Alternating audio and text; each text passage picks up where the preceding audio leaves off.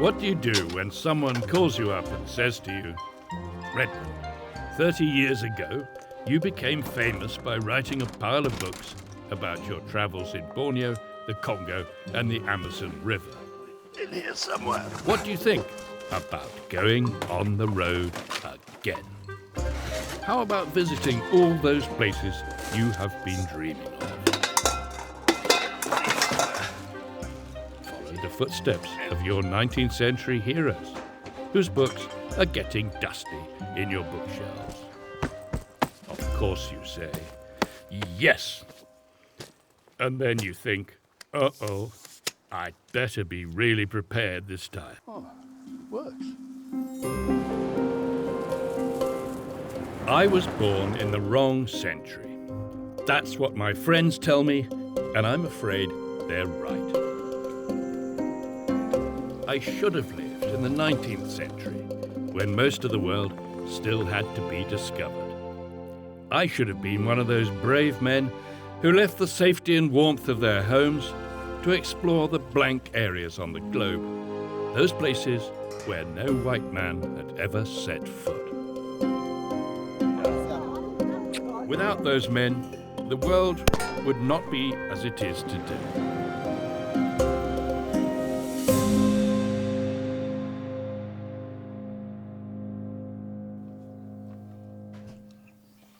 No better preparation than a heavy and tasteless breakfast. Horrible porridge. For it is all about preparation now. In the coming weeks, I am going to travel to 5 continents. And that's many more miles of globe-trotting than when I was working on my travel books. So yes, I am excited, but also a bit nervous, leaving the warmth and the comfort of my home. This morning he said he just wanted to stay here with the cat. To be honest, there is always this moment of hesitation. Why on earth would you leave your ritual porridge and the love of your cat? But enough. Time to get started. Today, we're going to practice some survival skills in my garden. Hi, Redmond O'Hanlon, and welcome to the Hammer House of Horror. Thank you very much. Very good. Thank Now, you. which regiment? I was 3 para. 3 para. Yeah, a few years in 3 para. So Oh, for the kitchen, roadkill. for the This young man knows all about This has the been preparation spread by for 3 survival, Victorian style. He's just returned from Afghanistan himself. He's a paratrooper in the British Army. So I feel I'm in good hands here. Repeat, put the stuff here. And what we can go through then is, if you like, is go through the sort of the basic principles of survival and how we use that today, Yes. and how that relates back to the 19th century travellers. So the things that they might Oh, have used. I got this Chart of Travel. Ah, Francis Galton. Francis Galton. Okay, yes. Now, is this the original 1856? First edition, it is. Wow. Well, this was, as you know, this was the original survival handbook. And actually very little has changed up until the modern day sort of survival. People Really? think that, yeah, people think that these modern sort of SAS handbooks are sort of Yes. all modern techniques. Well, actually, people have been doing this stuff for, for 150 years. Yeah. I'm going to Yeah. get a few bits and bobs out, and we'll just sort of, I'll show you some of the kit Yeah, and equipment that yeah. the Victorian explorer might have used. Few pieces of few sharp things for killing animals. Bayonet, yeah. Indeed. We've got here is a few arrowheads as Oh, well. no, which, that's spectacular. which hunting arrows, which were very useful because obviously metal was at a premium out Yes. in Africa and Asia, so it was always useful to carry a few arrowheads. Here we've got a kukri from Oh, yeah. from Nepal. Of course, magnifying glass. That's a good one. More.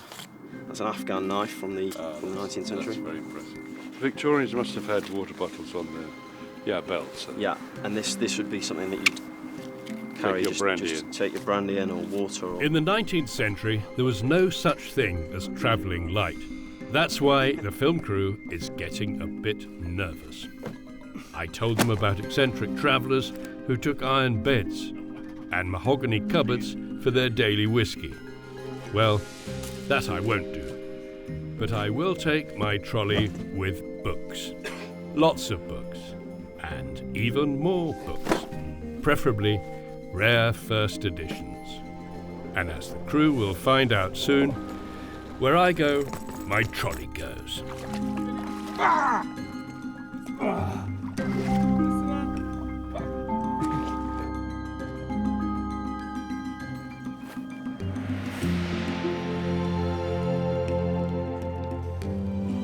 Are you saying farewell after writing this wonderful book, I think?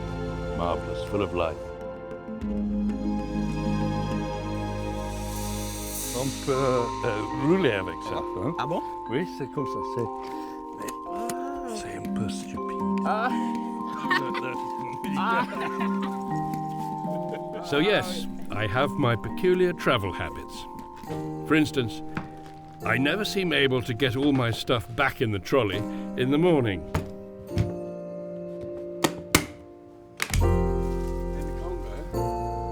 Refreshing my survival techniques is not enough to reassure the film crew. To prevent any surprises during our coming expeditions, they insist on meeting some of my close friends, just to know what to expect. That looks easier. This is a tool you're probably more familiar with. So obviously a magnifying glass, multiple uses. But we need sunlight, that's the trouble. We do need sunlight. First, they want to meet Simon Stockton, my travel companion in my second book, In Trouble Again. Back then, he was a croupier at a casino who longed for some change of scenery in life. He wasn't married, had no kids, and he loved a pint or two. So in 1985, he seemed the perfect guy to take along my trip down the Amazon River, a life-changing adventure. On the whole, it's boring. Most of it is boring. Most of it is absolutely tedious and boring. And Redmond has this great ability to be able to sleep for 12 hours on the trot. You're stuck with nothing and maybe a torch to read a book, but no conversation. He just was out of it. He would sleep. When you're thinking about the jungle, which is what we were going into, you're sort of thinking about Tarzan films and monkeys leaping out of trees and the way the travel films always make you see all these exciting things all the time. Well, you don't. Most of it is boring. He got the worst possible picture he could find of me to make me look like I was committing suicide. I mean, it looked like I wanted to string myself up from one of the from one of the trees. I mean, I really look like, yeah, I'm going to hang myself from the nearest tree. And I did. Well, there is one thing I didn't tell the crew about Simon. He got so fed up with me in Brazil that halfway he went home. He didn't finish the trip. And after that, I didn't see him for years. It's the bit about me leaving that I like the way he phrased that, because it was more or less true. It was this bit here.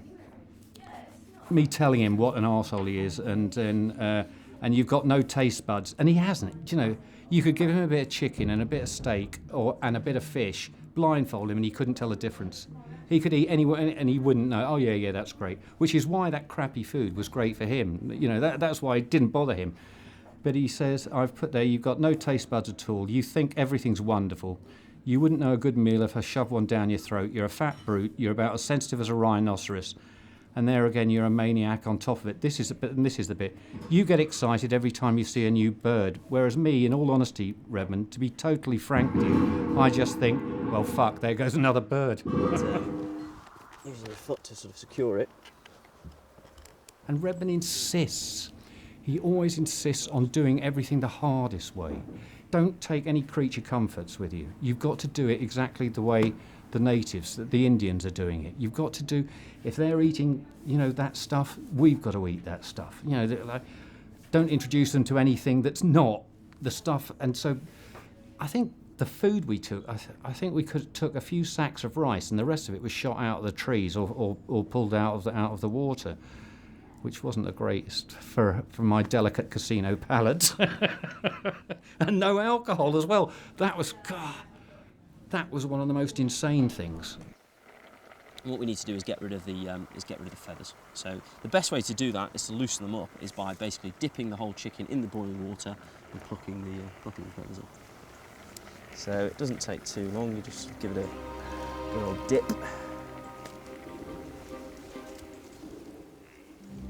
Nice and wet.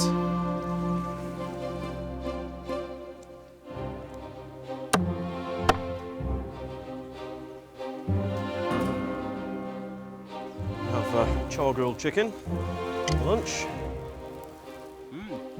Tasty.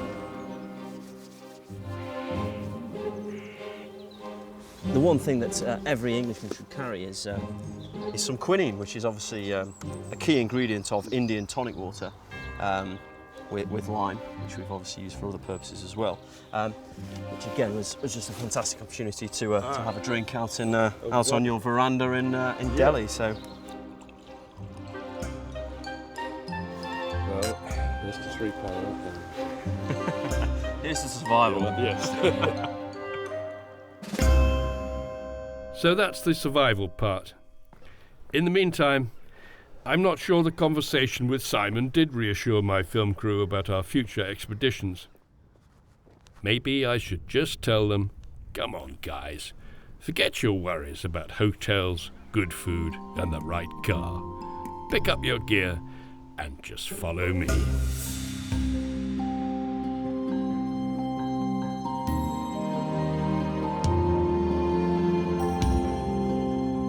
It was from a place exactly like this. Things went very badly wrong from the start.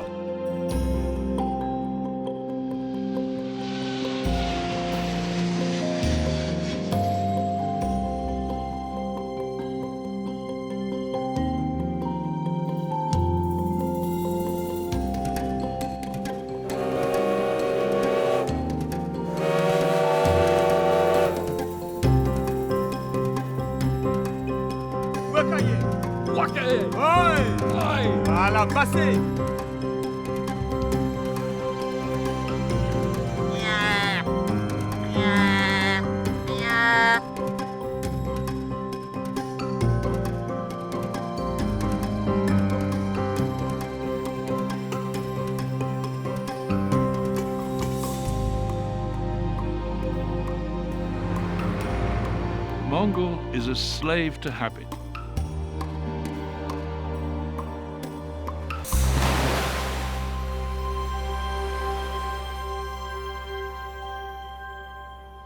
Someone who's known me and worked with me for over 30 years is my editor, Alan. When I was still writing reviews for the Times Literary Supplement, he already knew I wasn't made for office work. I'm sure Alan has more faith in my new 19th century exploring enterprise. And he is one of the few people who knows that I'm prepared to die for a good story. Literally for the bugs and the insects, it would be a beautiful meal. I'm surprised he didn't tell you that. Plenty for all. Yeah, if he just fell over in the jungle or died of fever or something, then you could leave his body there, and he'd be happy to know that he was feeding all those exotic insects and exotic bird life. And I'm sure, yeah, it would make a very good ending, but it would be a great shame. You've never travelled with him, did you? No, I've never. He did ask me if I said that I would like to make a trip with him. Yeah. This was knowing what your role would be. Yeah, this was absolutely. This was after I think this was after the Congo, but before the book came out. And he said, are you interested in coming on my next trip? I'm not sure what it'll be, but I said, in principle, yes. But then I read the Congo book, and No way. I changed my mind extremely quickly. Why?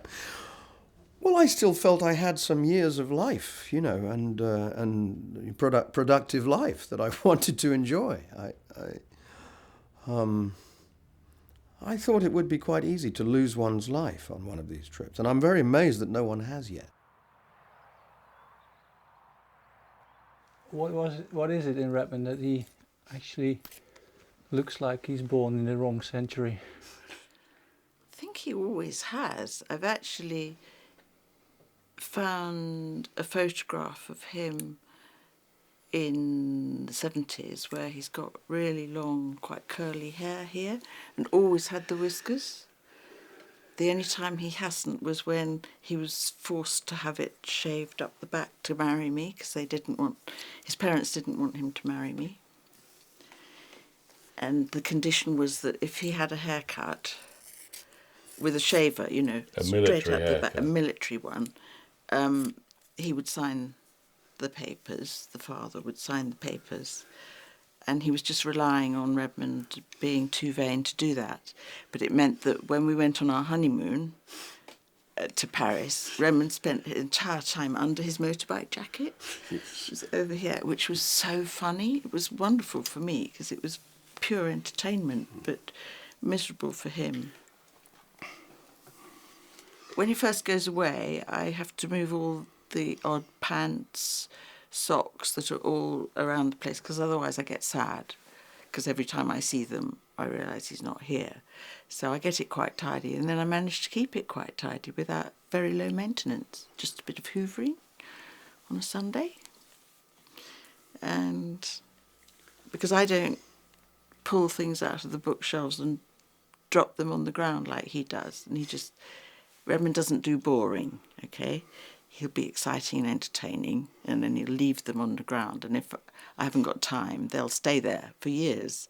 But when I've got time, I put them all back, especially the chums. I just don't understand where all those books that are in Amsterdam, where are they going to fit?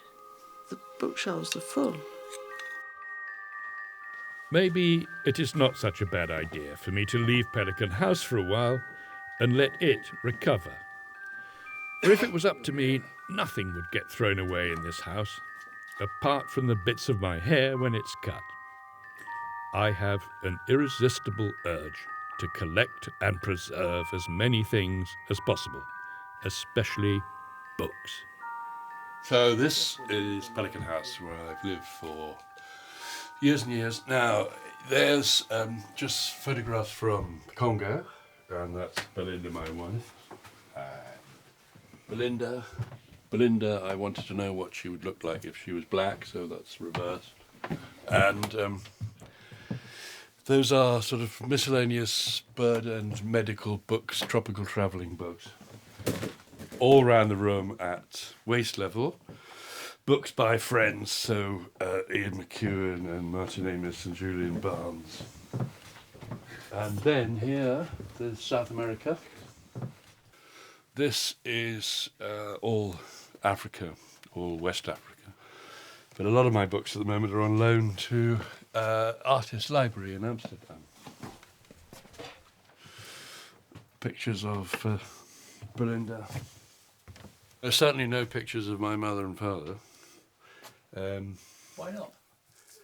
A ghastly couple. I wouldn't want them to have their pictures in the house. This is where we sleep.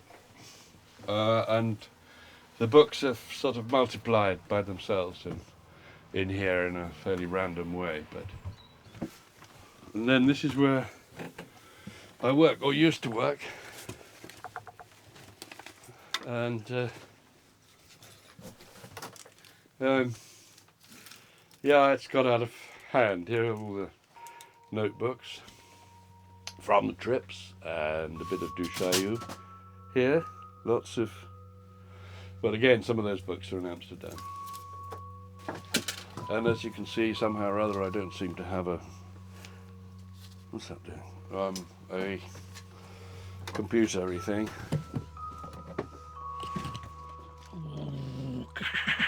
Maybe I should get my study cleaned up one day. But it seems beyond the point of no return. Only the thought of it already makes me tired, especially after such an exhausting day. But I still can't sleep. I need to know more about the goals of those 19th century expeditions. What parts of the world were already mapped out in 1850? And which regions were then actually blank areas on the globe? Where did you go as a 19th century explorer? And why would you go? We need some experts. I think this is the right house. Now, this is rather extraordinary. This is the longest work by a single writer unaided, Raymond John Haugago, and I rather wish I had this kind of knowledge. He is the leading scholar in this field, and as you can see, these books are so impressive and so heavy, and I hope this is the right house. Let's go and see.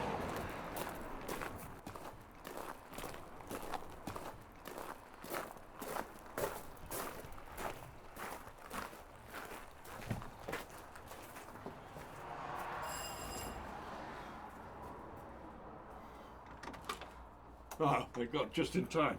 I'm about to drop them. Well, congratulations on this massive work. Many thanks. And we've got lots of questions to ask you, and we want some advice. Now, can I put these down now? Yes, we'll find you somewhere. Now, the first question I want to ask you is, is what was unknown at the beginning of the 19th century? Why do I think that the 19th century was the most impressive series of explorations and of people? Well, around 1780 there was a scientific enlightenment which virtually cleared everything from the maps that was not verifiable.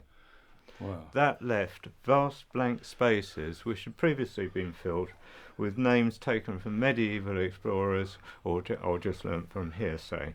Oh, like Borneo with the people with the head beneath their shoulders. That's right, men with two heads and monsters rising out of the deep and that sort of thing. Those were cleared from the maps, and that left vast vacant spaces, virtually the whole of the interior of Africa, everything in North America west of the Mississippi, virtually the whole of Canada. The rivers of South America were shown on the maps, but only as meandering lines, and nobody really knew where they went or what was between them. Of course, the whole of the interior of Australia was unknown, and most of Central Asia, in fact, most of Asia full stop, was unknown.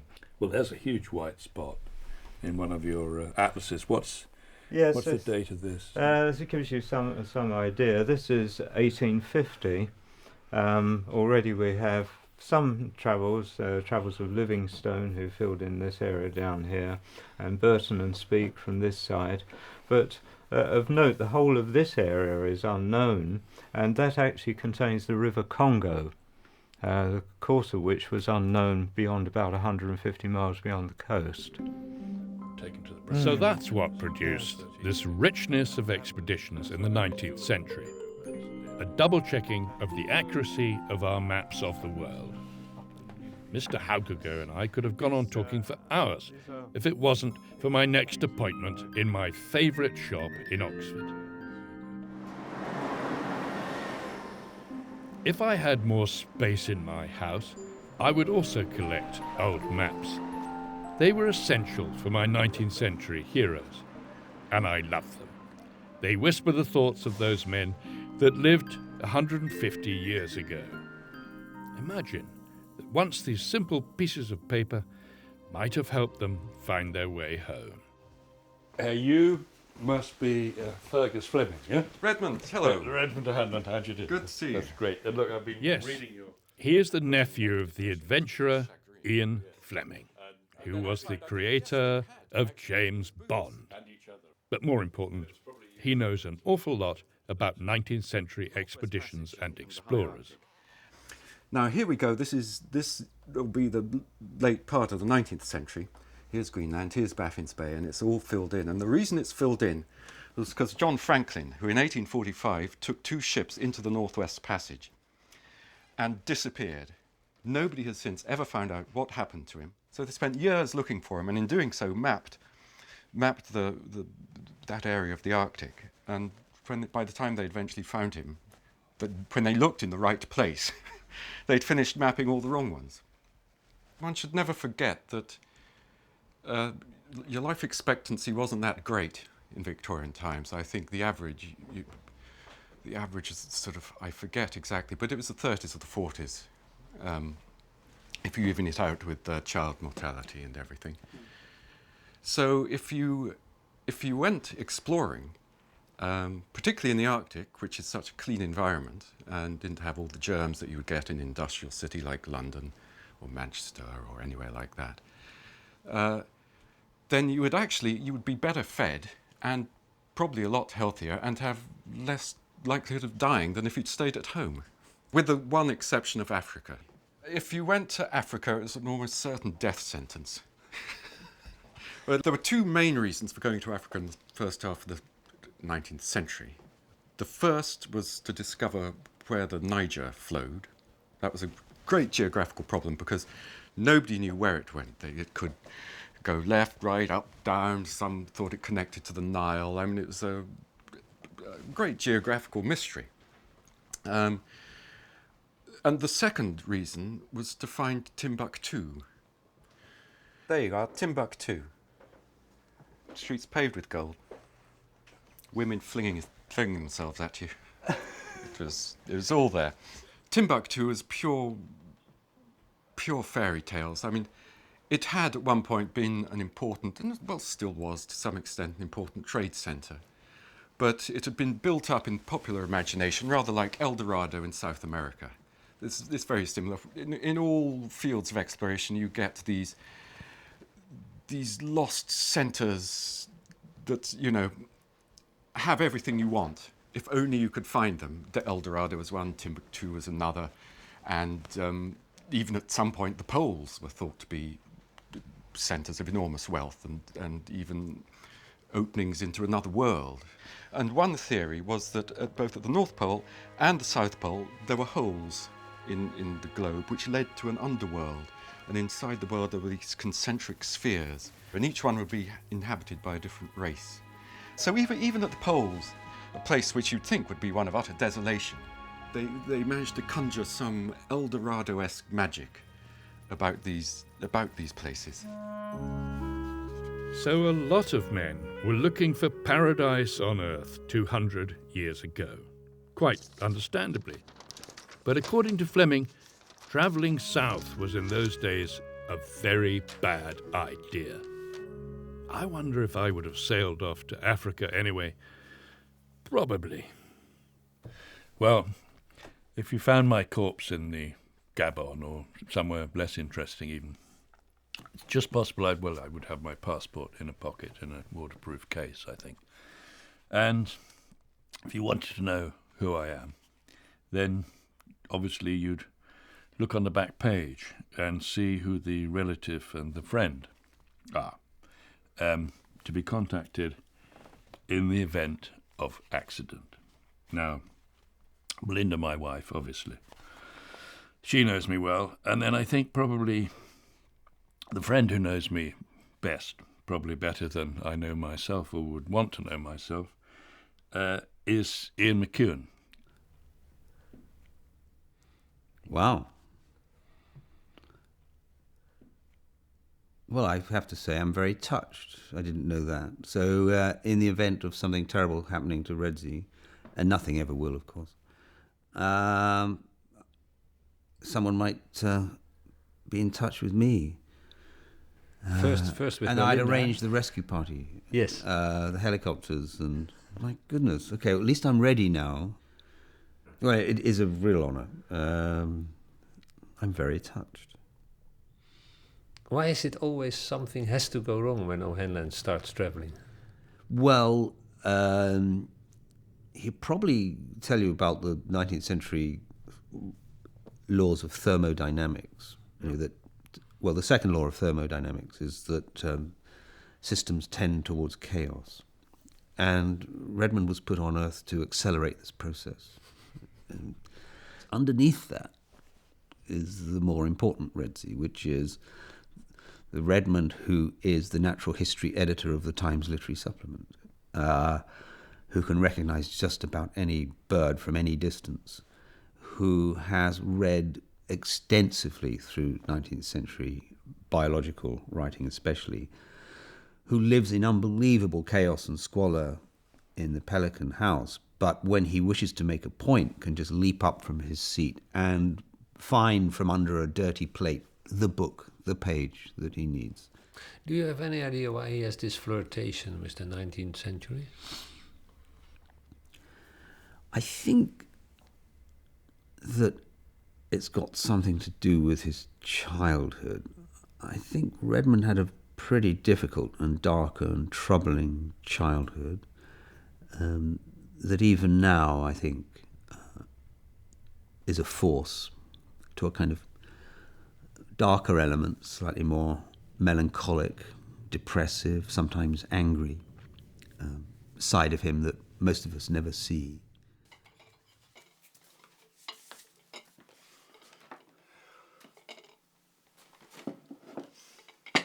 When he was travelling to write a book and commissioned to write the book, he's not the fun person, which, as Simon discovered in South America, because he gets very serious and very obsessed with getting a story and all of this kind of thing.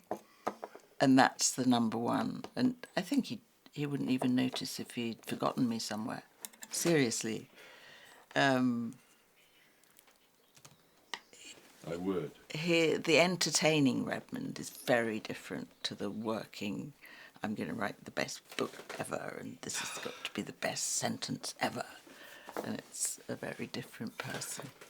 There'll be a whole build-up of I don't want to go away again, I want to stay here with the cat and all of this before he leaves this time. But if he stayed here with the cat, I think he'd very soon just do a little sync. Probably even make the cat miserable eventually.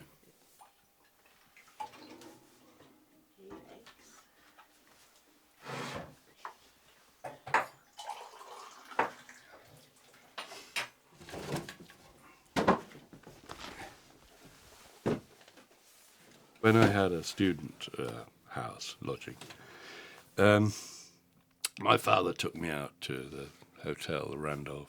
I thought, this is very strange. I've never done that before. And he was a vicar, and she, of course, is the vicar's wife, and you just do not go out to eat then. So it was strange. And he kept saying that he's going to wear the trousers, and we've got to have pudding, and we've got to have cheese, all these unheard of things. And then when we got back to the house, she came out, and it was very strange because she was holding 2 petrol cans, and she jumped into the car, and he reversed down the street with the wheels squealing and did a 3-point turn and then headed off, and I went into the house. And I thought, well, so very odd there. My room was bare. All that was left was a book of Wordsworth, all my Darwin, everything, Wallace, had gone. And then I looked out of the window into the little vegetable garden behind, and there was the most massive fire there. And so I dashed downstairs. The heat was too intense. I couldn't get anywhere near it. And it was obvious there. I could see the spines burning. All my books had burned. And pictures. This is the second one of these, even that, on the grounds that it was modern and immodest and indelicate, and Darwin, he was a pagan, and it was the most terrible thing. So, great blow. But it convinced me that books really, really matter. In a way, it was a great gift. They're worth burning. They're worth risking your whole friendship with your child for. They're worth everything. So gradually I managed to accumulate, even more books. Maybe that's where that comes from.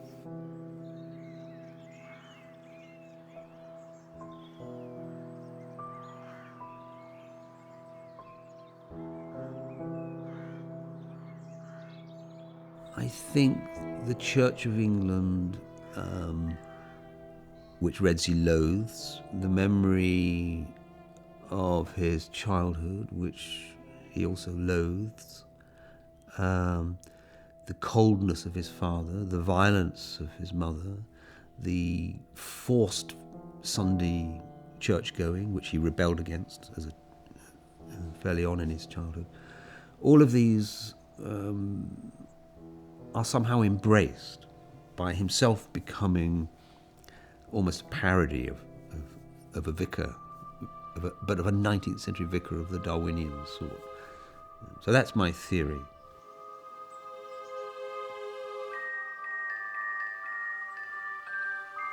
Growing up as the son of a vicar was a small hell for me.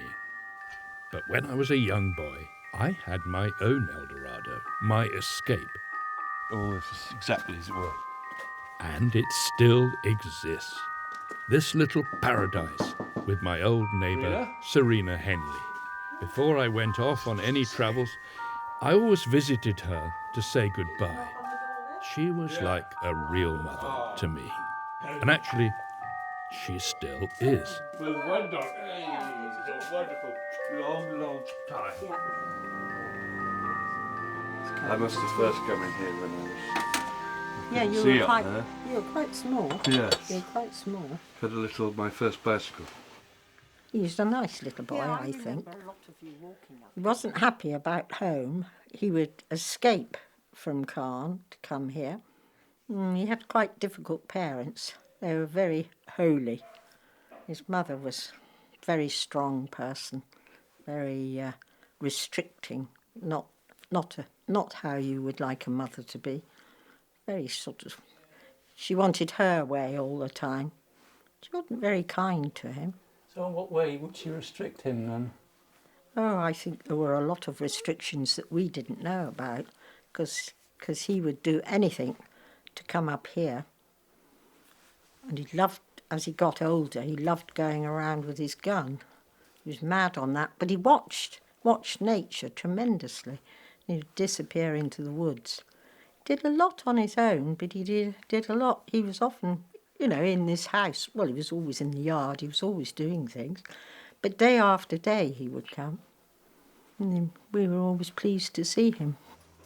About these obsessed people. Oh, look. We're going to follow Duchaillu, this hero of mine, who he discovered the gorilla. I told you all about him. Yes. Anyway, go on. Anyway, in the jungle. Yes. And then, Russia and Mongolia, very impressive man called Przhalski. Przhalski's horse. So are you but he going was to ride rather a brutal. horse? And then in America, in the far west, a guy called Cope and Marsh, these two men, who really discovered the dinosaurs for us. Tyrannosaurus Rex, and in the middle of the Indian Wars, and they hated each other, and it's a good story. He's so well read. I mean, that was the other thing, of course, that he was passionate about, explorers, when exploring was exploring. But there's still a lot to do, isn't there? And you're going, are you? I wish you luck.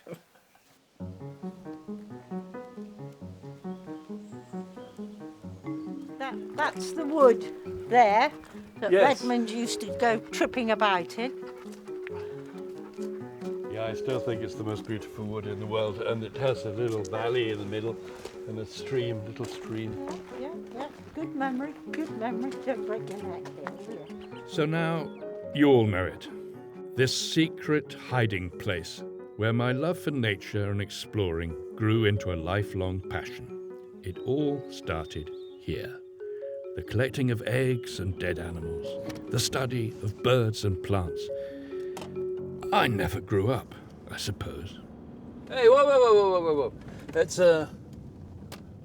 what's it? Oh, it's a squirrel. I want that. Yeah?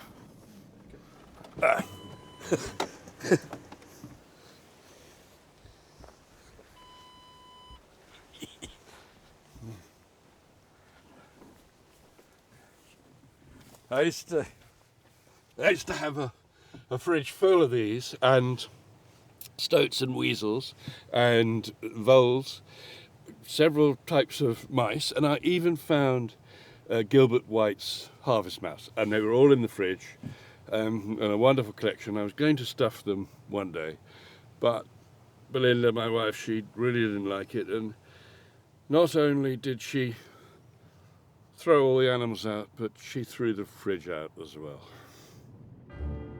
19th century explorers actually earned their money with what I'm going to learn today. whenever they found unknown species, they would send them home to museums and universities. And these institutions would pay a lot of money for them. That is, if they were in good condition and did not smell. Excuse me. Yes. Where is the taxidermy shop? Over there. Right over there in the corner, yes? No, just there. Oh, on your left. Ah, hello, sir. Now I've come to know what to do with this if I was going to prepare a specimen. Excellent. Bring it And in, send Redmond. it back We'll sort to you out. The Natural History Museum. Indeed, marvellous. Come on in. Oh, wonderful. Now, I really want to know how to do this properly. Okay. To make a study skin, pretend this was a type specimen, Yes. and send it back to London from Wherever. West Africa, yeah, or Yes. wherever. Cool. And you're happy with me wearing gloves? Oh, yes. And using scalpels? Yes, yes. Rather than doing the 19th century, No. it would simply be a hunting knife, yeah? Yeah. Yeah. Yeah. Which isn't very practical. No. So you're going to skin the squirrel? Yeah. And you're going to skin the squirrel following my pattern on the fox? Yeah, I'm going to watch you. Okay. So what we're going to use is the ventral cut.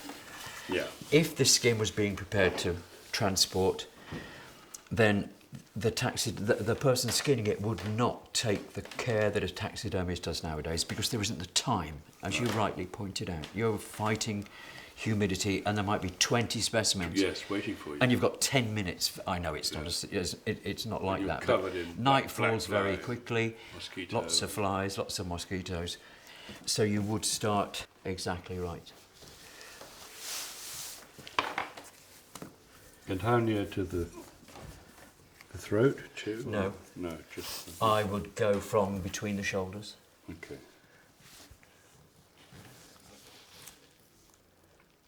And try and go down a millimetre and no more. So do you think that collecting in a jungle is the most difficult? Bacteria, what do they love most?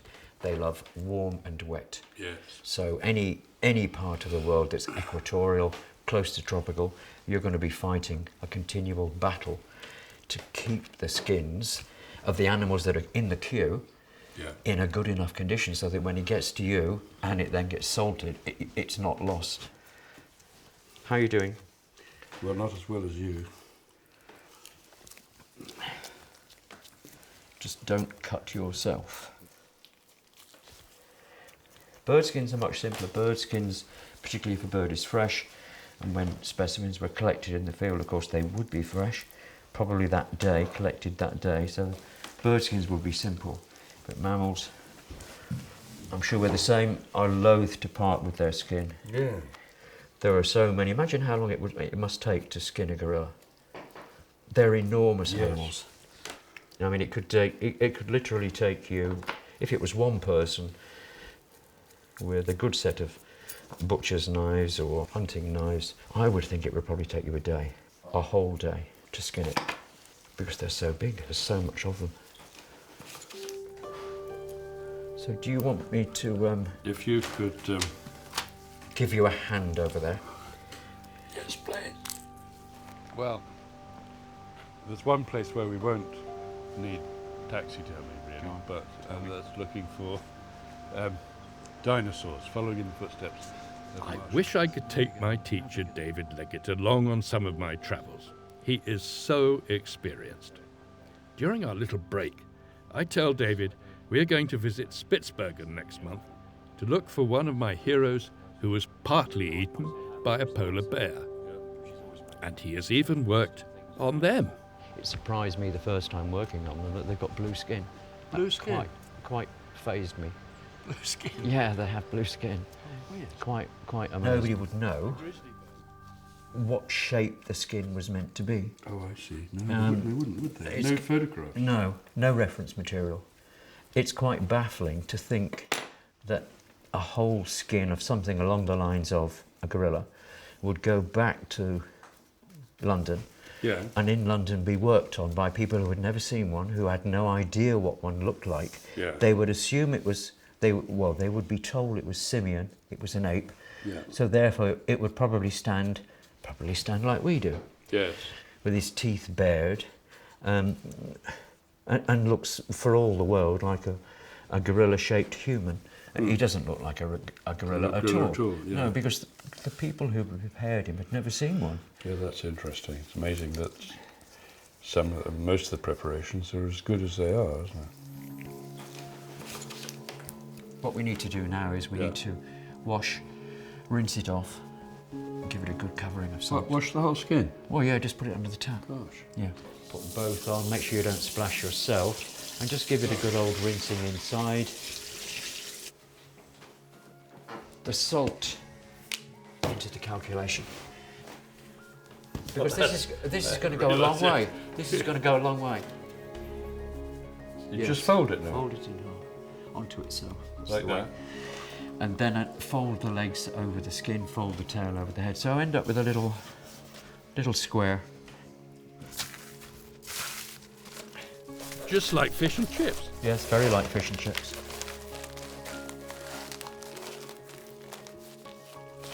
So, perfect. Squirrel. Well, I washed the hands. Oh, it doesn't matter with you. That's wonderful. Thank you very much. Hey, thank you. I've learned such a lot. That was No, it's been wonderful having you. Yeah. Wonderful. Such fun. Thank you, Redmond. Thank you.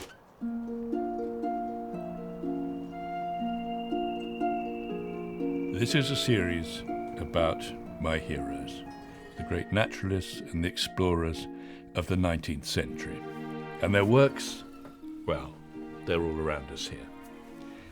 And I think it was by far the most exciting time to be alive, because there was so much to be imagined still, so much to be discovered. Great, empty, white spots on the maps of the world. So many ideas waiting to be formulated. And we're going to go back to this, to me, magical period together. And I hope we're going to have some extraordinary adventures, if I survive. Nice shot. There are 2 holes in it.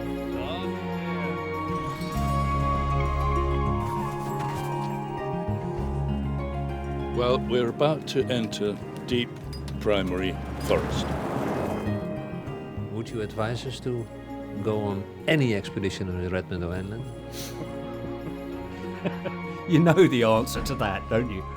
Absolutely, like no way, unless you were doing, unless you had an escape route. You know, make sure there's a helicopter nearby or something, or make sure you've got your own canoe and your own paddle, whatever.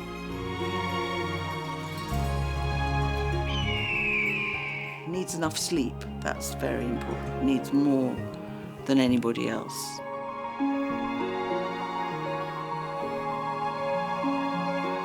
Any advice or warning if we start traveling with him on all these new expeditions? Yes, double the budget, whatever you think.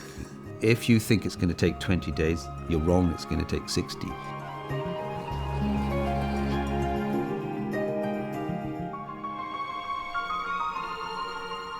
Don't let him get bored. You won't be bored. Elephant droppings and the droppings of an antelope I've never seen. Amazing. A good pair of boots, I think. Just a good pair of watertight boots if you're going anywhere near the Gobi. The heroes of this series all suffer from the same disease. A desire to see what is the other side of the mountain.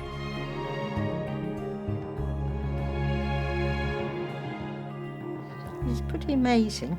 Perhaps if he'd been born a couple of 100 years ago, he really might have discovered something amazing.